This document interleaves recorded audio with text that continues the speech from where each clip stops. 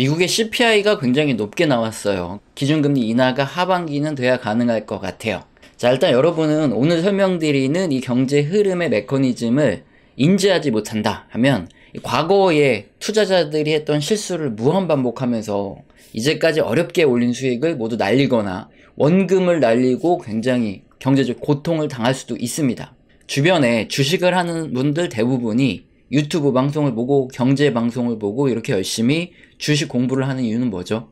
바로 원금 회복하려고 하는 겁니다. 돈을 벌었다고 자랑을 하는 사람들에게 참 좋으시겠어요 이렇게 물어보면 거의 대부분 돌아오는 대답은 그동안 날린 돈이 얼만데 라는 대답이 많이 돌아오죠. 실제로 과거 증시가 굉장히 호황일 때 모 국회의원실에서 금감원을 통해서 증권 계좌가 있는 개인들에게 각각 투자 기간과 손익 자료를 분석을 해봤더니 거의 95%의 계좌가 원금이 손실된 상태로 있었다는 겁니다. 그때 증시가 호황이었는데도 불구하고 말이죠. 그 이후부터 이 대부분의 책에서 개인 투자자들의 95%가 손실을 본다 이런 내용들이 나오기 시작했던 것 같아요.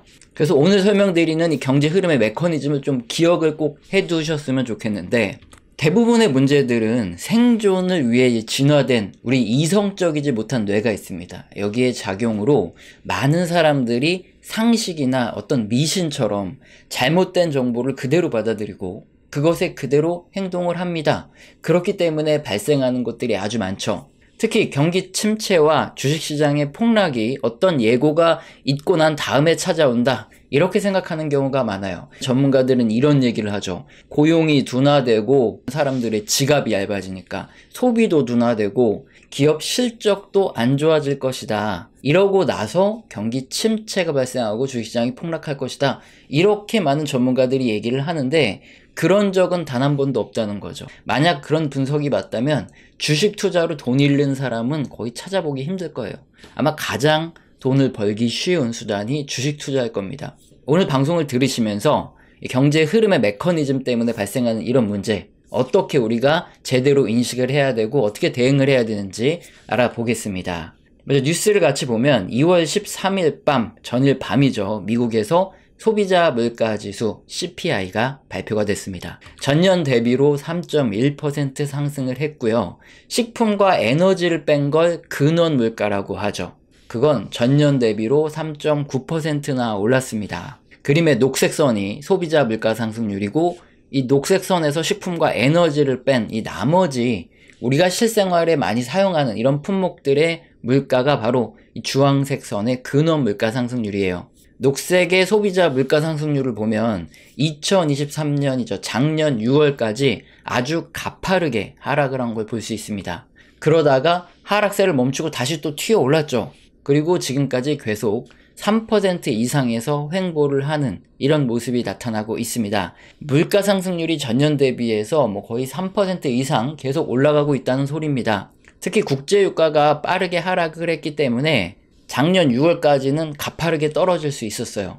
하지만 그 외에 실생활에 필요한 품목들은 여전히 어떤가요? 굉장히 비쌉니다. 그래서 주황색에 우리 실생활에 필요한 근원 물가가 전년 대비로 거의 4% 가까이 떨어져 내리고 있지 않은 부분, 이 부분이 훨씬 더 중요하다는 거죠. 자, 주식시장 참여자들과 애널리스트들 있죠. 이 전문가들의 예상치가 컨센서스라고 하는데 우리 인간이 어떤 것을 예측할 때는 꼬리표에 긍정과 부정의 꼬리표가 붙는다고 해요. 보통 애널리스트들도 사람이기 때문에 모두들 물가가 떨어질 거다 이렇게 기대하고 예상하는 상황에서는 자신들의 예측조차도 물가가 빨리 떨어진다 이렇게 예측을 한다고 해요. 그래서 다수의 전문가들이 지금보다 훨씬 더 빠른 속도로 물가가 떨어질 것이다 이렇게 예측을 해놨는데 뚜껑을 열어보니까 생각보다 너무 느리게 물가가 잘 안 떨어지고 있어요. 이렇게 이번에 발표된 미국 소비자 물가 상승률이 천천히 떨어지고 있기 때문에 기준금리가 상반기에는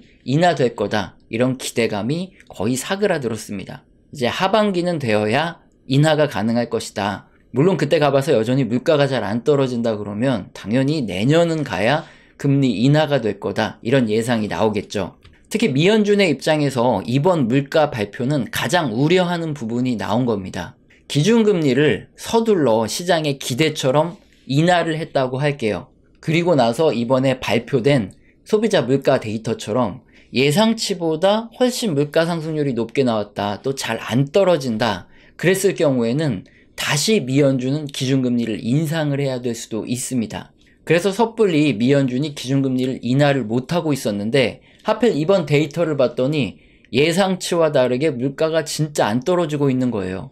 특히 미연준과 같은 경우에 금리의 결정은 기업이라든가 가계의 어떤 앞으로의 지출, 투자에 대한 계획에 큰 영향을 미칩니다.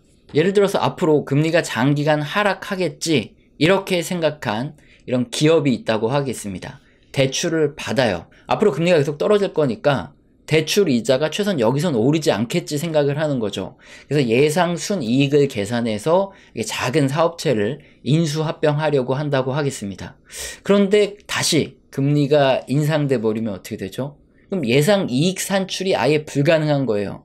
최대 우리가 낼 수 있는 이자 부담이 이만큼이다 설정을 해놓고 앞으로 그거보단 계속 떨어지겠지 생각했는데 이게 올라버리면 인수를 포기해버릴 수밖에 없는 거죠. 그래서 투자도 잘 안되고 소비도 잘 안되고 이게 전체적으로 혼란이 가중이 될 수 있습니다. 그래서 미연준은 기준금리를 조기에 내리는 이런 이득보다는 이런 사회적인 혼란이 커지는 손실을 방지하기 위해서 물가가 확실히 내려가기 전에는 기준금리 인하를 절대 서두르지 않는 겁니다. 그래서 상반기에 인하가 될 거다 하는 이런 조기 금리 인하 가능성은 낮게 보는 게 현명합니다. 자, 그럼 대체 물가가 왜 이렇게 쉽게 잘 안 떨어져 내리면서 미연준이 기준금리를 인하하는 걸 자꾸 방해하는 건지 그 원인을 우리가 생각해 봐야 되는데, 이 문제의 해답이 바로 우리가 처음에 얘기했던 경제 메커니즘과 연관이 있습니다. 주식 투자자들은 미연준이 기준금리를 최대한 빨리 내려서 시중의 유동성이 많이 풀리기를 기대하고 있어요. 그럼 여러 가지 문제들이 해결되고 주식시장도 더 오를 수 있기 때문이거든요. 그런데 역사적으로 이 S&P 500 지수를 보시면 아시겠지만 끝도 없이 계속 주식시장이 오르는 경우는 없었습니다. 항상 경기 침체는 찾아왔고 주식시장은 고점 대비 아주 큰 폭으로 거의 반토막 가깝게 떨어져 내리기를 반복을 했어요. 그러면 1955년부터 2024년 현재까지 고용을 할 수 있는 비농업 부분의 고용자 수인데 세로 회색선이 경기 침체가 일어났던 구간들입니다. 이렇게 경기 침체가 터지고 주식시장이 폭락하기 직전까지 고용 상황은 항상 최고였어요. 고용이 떨어지기 시작하는 건 경기 침체가 터지고 한참 좀 지나서야 고용이 나빠지기 시작했죠. 고용뿐만 아닙니다. 고용이 이렇게 좋았으니까 사람들의 주머니가 두둑했어요. 그래서 소비도 최고였습니다. 이게 미국의 소매 판매 지수거든요. 2000년 IT 버블 터지고 나서 그리고 2008년 금융위기로 인한 경기 침체, 이 구간들을 보시면 미국의 소매 판매는 항상 최고치에 있다가 경기 침체가 터지고 나서야 조금 주춤해져요. 2001년에는 크게 줄어들지도 않았습니다. 당연히 이렇게 고용도 경기 침체가 터지기 직전까지 좋고 소비도 굉장히 좋았으니까 물가도 높았겠죠. 한번 발생한 인플레이션은 역시 과거에도 쉽게 진정이 되지 않았습니다. 그림의 녹색선에 기준금리를 보시면 아시겠지만 물가를 잡기 위해서 미연준은 기준금리를 인상을 했고요. 금리를 높은 수준으로 유지하는 기간은 이렇게 항상 있어 왔어요. 그리고 기준금리가 이렇게 높아지고 인상이 중단되고 난 이후에 경기 침체가 여지없이 찾아왔죠. 그렇게 경기 침체가 찾아온 이유는 금리가 오르면서 과거 저금리 시절에 발생하지 않았던 이런 부실이 수면 위로 그대로 드러났기 때문입니다. 지난 2008년 리먼 사태는 왜 터진 걸까요? 저금리에 과도하게 대출을 일으켜서 부동산을 여러 채, 주택을 샀던 다주택자들이 많았어요. 갚을 능력도 안 되면서 말이죠. 그런데 금리가 낮을 때는 이게 아무런 문제가 안 됐습니다. 이자 내는 게 이렇게 부담이 안 됐거든요. 주택가격은 올랐기 때문에 신나게 돈을 벌 수 있었죠. 하지만 금리가 오르자 주택가격이 더 이상 오르지도 못했고요. 오히려 떨어졌습니다. 또한 과도한 투기를 했던 다주택자들은 이자 비용을 감당하지 못하고 파산을 해버렸어요. 이렇게 금리가 올라가면서 부실화된 문제들이 비로소 그때 수면 위로 드러나는 거죠. 2000년 IT 버블 붕괴도 마찬가지입니다. 인터넷이 막 깔리기 시작할 때 기대감이 커진 상태였어요. 그때 굉장히 저금리였기 때문에 투자처를 찾지 못한 자금들이 닷컴주로 몰려들었습니다. 역시나 금리가 낮을 땐 별 문제가 되지 않았는데 금리가 막 오르자 이 대출을 내서 투자했던 뭐 헤지펀드, 기관, 개인 투자자들은 점점 이자 비용의 부담을 느끼기 시작해요. IT 버블 당시에 대단한 기술력이었던 홈페이지 하나 정도 가지고 있는 이런 닷컴 기업들은 기대와 달리 당장에 큰 수익을 내지도 못했고 배당도 없었습니다. 당연히 이익도 없었죠. 투자자들은 대출을 껴서 막대한 이자 비용을 내고 투자를 하고 있었는데 이걸 서둘러 매도하지 않으면 큰일 나게 생긴 거죠. 그래서 너도 나도 매도를 하기 시작하면서 IT 버블이 붕괴했고 대부분 기술주들이 아마존도 당시에 10분의 1가량 폭락을 했었던 사건이 바로 IT 버블 붕괴죠. 그리고 1990년에 발생한 저축대부조합 파산 사태로 인한 경기 침체도 마찬가지입니다. 그때도 역시나 과도한 대출로 주택에 대한 투기를 했었는데 주택 가격이 떨어지고 투자자들이 파산을 하자 여기에 대출을 해줬던 저축대부조합들이 연쇄적인 부도를 일으키면서 발생했던 사건이에요. 자, 지금 뉴스에 나오고 있는 올해의 미국 상업용 부동산도 비슷한 양상을 보입니다. 원래는 이 반 정도밖에 올해 만기가 돌아오지 않는다 했는데 최근 조사를 하면 할수록 점점 규모가 커져요. 그래서 최근 뉴스 보면 미국 상업용 부동산 대출이 올해 만기되는 게 1,200조 원이나 있다. 이게 어마어마한 금액입니다. 이 대출들이 올해 만기가 되는데 과거 대출금리가 2%로 굉장히 낮았던 시대, 그리고 그때 상업용 부동산의 가격이 아주 높았어요. 그 가치로 대출을 해준 금액이기 때문에 현재 기준으로 그 당시보다 미국 상업용 부동산 가격이 평균 20-30% 하락해 있는 상태라고 합니다. 이 지금 가격에 재평가를 하고 거기에 맞게 대출을 해주는데 그럼 그 차액만큼은 갚아야 되는데 투자자들이 갚을 수 없는 엄청난 금액이죠. 만기에 상환을 하지 못한 이런 법인들, 투자 기관들은 대부분 다 디폴트가 날 거고 급매 또는 이게 경매로 나오게 될 겁니다. 그래서 올해 미국 상업용 부동산의 가격 하락은 더 가팔라질 거고요. 올해 만기가 돌아야 하는 이런 대출 중 꽤 많은 대출이 부도가 날 겁니다. 이렇게 금리가 낮을 때 위험 가능성은 있지만 아무런 문제가 되지 않던 것들이 금리가 높아지면 점점 수면 위로 드러나고 그 부실이 붕괴되기 시작해요. 그래서 지금도 그렇고 과거에도 투자자들 입장에서는 어떻게 해서든 미 연준이 빠르게 금리를 내려주길 기대하고 있었지만 지금 상태만 봐도 그렇죠. 이번에 2월 발표된 소비자 물가만 봐도 물가가 생각보다 쉽게 안 떨어집니다. 왜 그렇다고 말씀드렸죠. 경기 침체 직전까지도 고용은 항상 좋아요. 거의 최고 수준의 고용 상태를 보이고 여기 실업률 보셔도 최저 실업률 수준에서 움직이다가 갑자기 경기 침체가 터집니다. 고용이 이렇게 좋은 상황이니까 당연히 경기 침체가 터지기 전까지도 소비는 항상 다 좋았고요.